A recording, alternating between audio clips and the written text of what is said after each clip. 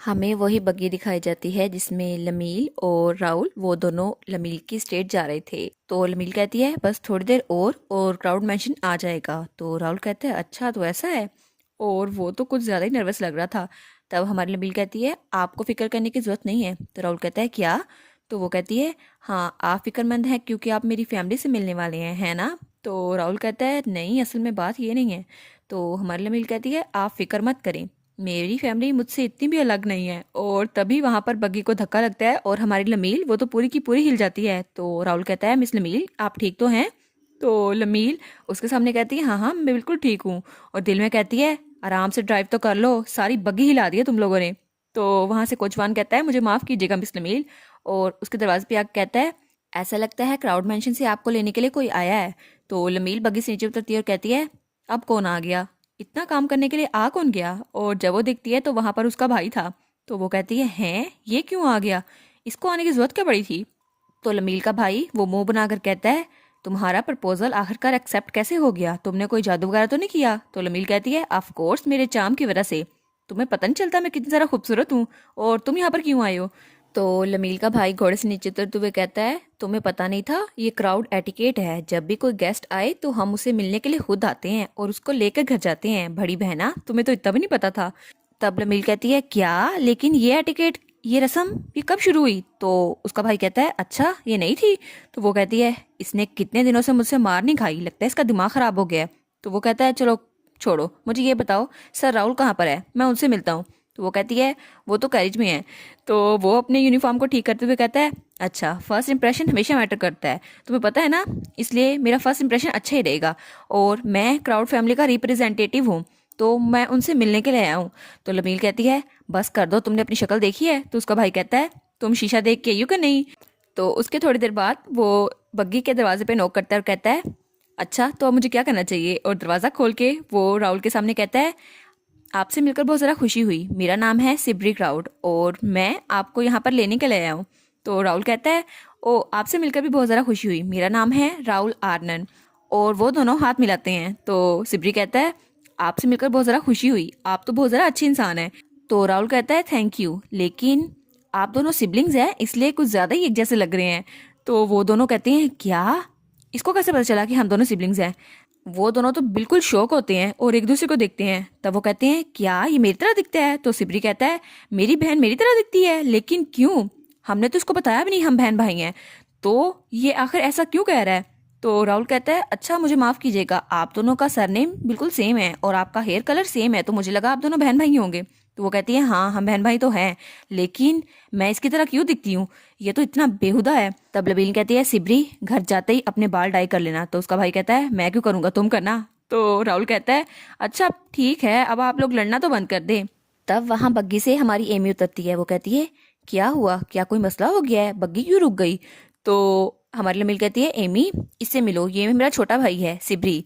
और हमारी एमी उसको ग्रीट करते हुए कहती है हेलो मेरा नाम है एमी आर्नन। तो वो नीचे झुककर कहता है ओ तुमसे मिलकर बहुत ज़्यादा खुशी हुई, तुम राहुल की बहन हो है ना, तो तुम आज से मेरी भी बहन हो, ओ तुम मुझे भाई सिबरी कह सकती हो। तो वो कहती है ठीक है। और वो सोचती है इनका टच तो बिल्कुल लमील के टच की तरह है, बिल्कुल सॉफ्ट सा। और वो कहती है हाँ अब तो आप मेरे बड़े भाई बन गए हैं। तो लमील कहती है बड़े भाई अब तो तुम किसी बूढ़े की तरह लग रहे हो। तो वो कहता है बकवास करना बंद करो। और एमी उसको देखकर बहुत ज़्यादा खुश थी। हाँ ये सही एग्जाम्पल दिया इन दोनों की, बहन भाई ऐसे ही लड़ते हैं, मैं तो खुद अपनी बहनों से बहुत लड़ती हूँ। कमेंट्स में बताना आप लोग एमी और राहुल की तरह हो या फिर सिबरी और हमारी लमील की तरह जो लड़ते रहते हैं या इकट्ठे रहते हैं। और फिर सीन चेंज होता है और हमें क्राउड मेंशन दिखाया जाता है और वहाँ पर मेट कहती है सर और मैडम आपका अंदर इंतजार कर रहे हैं। और लमील राहुल और एमी वहाँ पर थे। तो राहुल वो एमी को पकड़ लेता है और सोचता है अगर क्राउड फैमिली के लोग वैसे ना हुए जैसे मैंने सोचा था तो क्या होगा, और आई होप कि सिचुएशन थोड़ी फेवरेबल हो। और तब दरवाज़ा खुलता है और लमील के मॉम डैड वहाँ पे बैठे हुए थे और वो दोनों उनकी तरफ देखते हैं। और हमारा हीरो सोचता है पहली नज़र से देखने से लगता है ये लोग बिल्कुल भी ऑर्डिनरी इंसान नहीं है। और तब वो लमील के डैड को देखकर सोचता है ये तो वेस्ट की शील्ड है, शैले क्राउड, और इसकी मॉम ये तो बहुत ही ज़्यादा खूबसूरत है, और ये वेस्ट की विंडो है, इनका नाम है लैला क्राउड। और तब लमेल के मोम डैड उसके सामने ग्रीट करते हुए अपना अपना नाम बताते हैं। तो राहुल भी अपना नाम बताता है और कहता है आपकी मेहमान नवाजी के लिए शुक्रिया, मेरा नाम है राहुल आर्नन। और उसके बाद वो लोग आपस में हाथ मिलाते हैं। तो लमील का डैड कहता है थैंक यू, आप मेरी बेटी से शादी करने के लिए रजामंद हो गए, इसके लिए बहुत ज़्यादा थैंक यू। तो एमी सोचती है वाह ये तो बिल्कुल लमील की तरह दिखते हैं। तो उसकी मॉम कहती है ये बच्ची कौन है। तो एमी अपना इंट्रोडक्शन करवाते हुए कहती है मेरा नाम है एमी आर्नन और मैं राहुल आर्नन की छोटी बहन हूँ, आपसे मिलकर बहुत ज़्यादा खुशी हुई।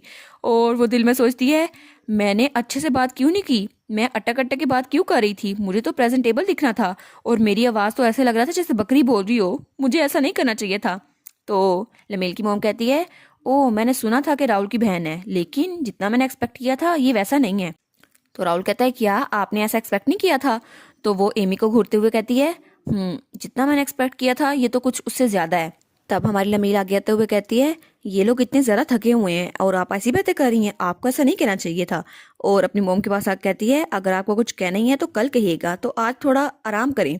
और वो सोचती है ये मोम ऐसी हरकतें क्यों कर रही हैं, ये ऐसे इतनी रूड क्यों हो रही हैं। तो उसकी मोम लमील को पीछे धकेलती है और कहती है नहीं मुझे जो कहना है वो बहुत ज़्यादा इंपॉर्टेंट है। और राहुल वो एमी को पकड़ लेता है और कहता है लेडी लैला माफ कीजिएगा, लेकिन लगता है एमी थोड़ा हेस्टेट कर रही थी इसलिए वो आपको प्रॉपरली ग्रीट नहीं कर सकी, क्या आप प्लीज समझेंगी। और एमी और वो दोनों बहुत ज्यादा डरे हुए थे। तो उसकी मॉम कहती है सब लोग ऐसे क्यों कर रहे हैं, मैं तो बस ये बता रही थी। और फिर वो कहती है कि मैं जितना इमेजिन किया था ये तो उससे भी ज्यादा क्यूट है। पीछे से लमील कहती है क्या मॉम ये सोच रही थी। और उसकी मॉम कहती है हाँ हाँ ये तो बिल्कुल बेबी रैबिट की तरह लगती है।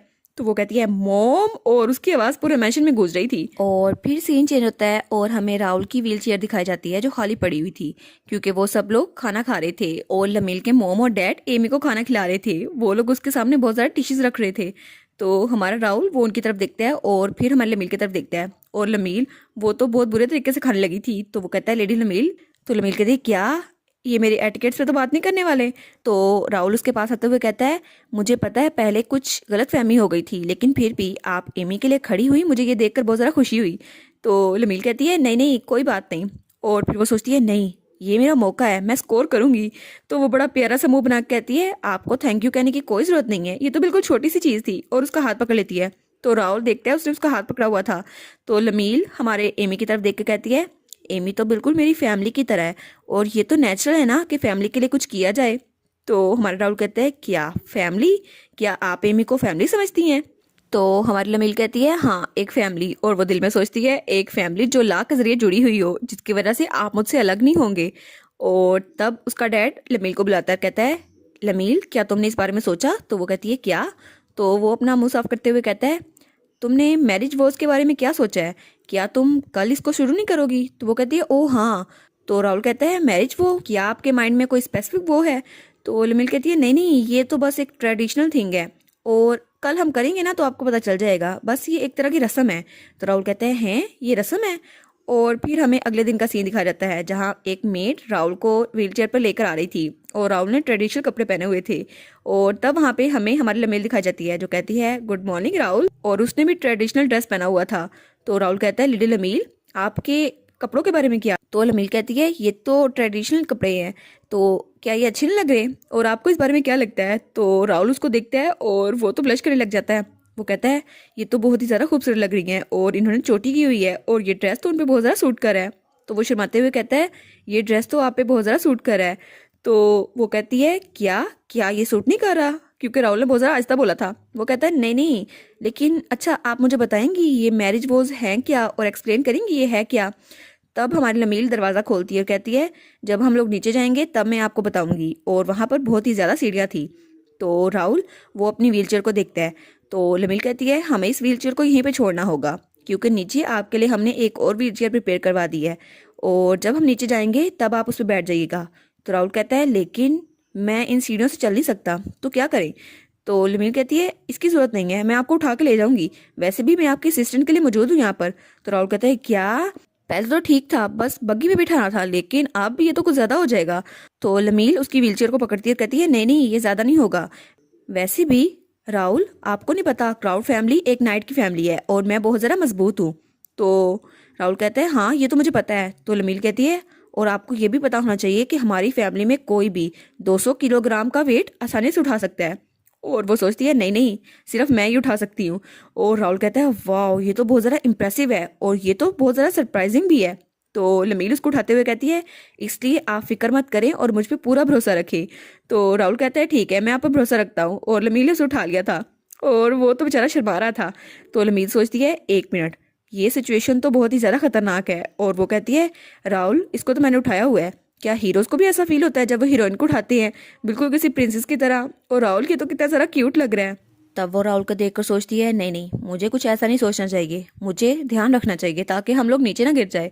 तो राहुल कहता है मुझे माफ़ कीजिएगा लेडी, लेकिन मैं बहुत ज़रा हैवी हूँ। तो लमील कहती है नहीं नहीं, आप बिल्कुल ठीक हैं, आप बिल्कुल भी हैवी नहीं है। और तभी उसका पाँव स्लिप होता है और वो और राहुल दोनों नीचे गिरने लगते हैं।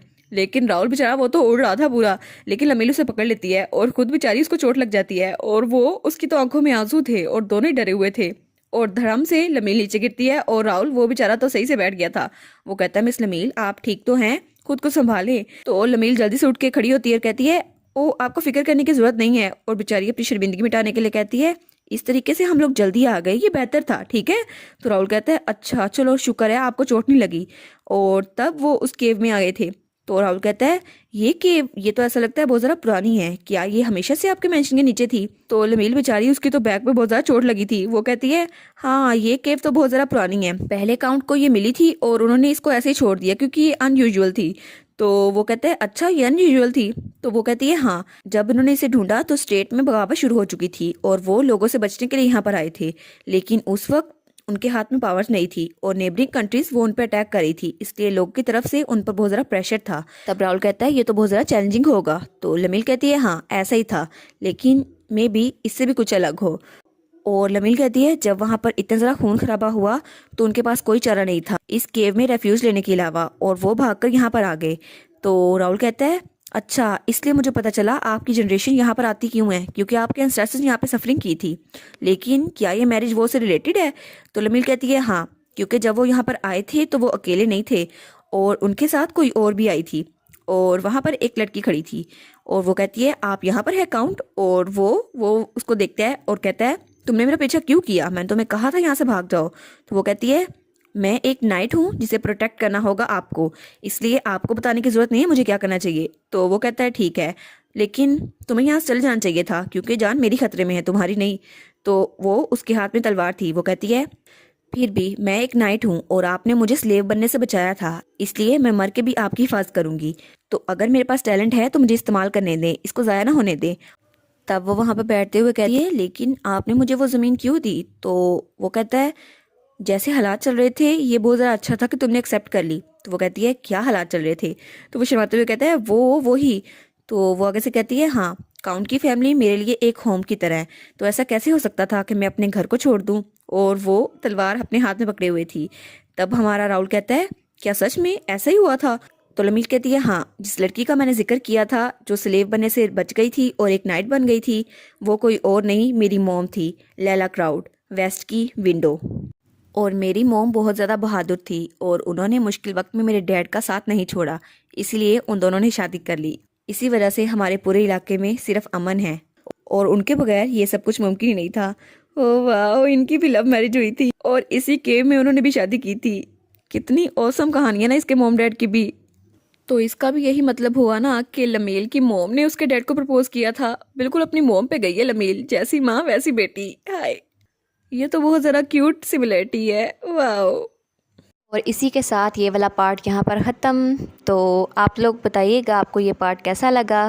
प्लीज़ लाइक करिएगा, कमेंट करिएगा और शेयर करिएगा। और जो न्यू व्यूवर्स हैं काइंडली वो चैनल को सब्सक्राइब कर दें। और पिछली वीडियोस का लिंक आपकी स्क्रीन पर नज़र आ रहा होगा तो काइंडली उनको भी चेकआउट कर लें।